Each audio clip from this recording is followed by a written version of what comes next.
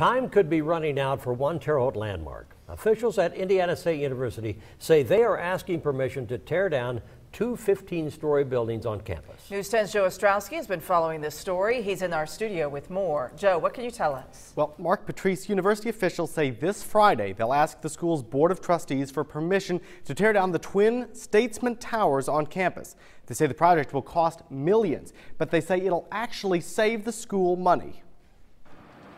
For more than 40 years, the Statesman Towers have stood over Indiana State University's campus, first as dorms, then as home to the colleges of business and education. Over the past few years, those colleges have moved out too, leaving the buildings virtually empty and in need of repair.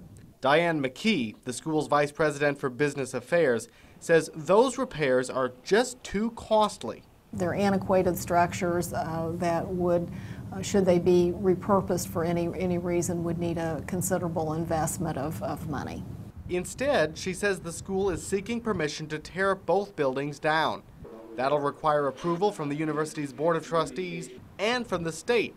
She says tearing them down will likely take months. The demo contractor will go through a period of salvaging whatever they can out of the building, so that will entail removing doors and door frames, elevator doors, window air conditioners. There's just a lot of square footage to go through. McKee says the whole project will cost about $4 million, but she says that cost won't be passed along to students. We will be funding this internally from reserves of the university.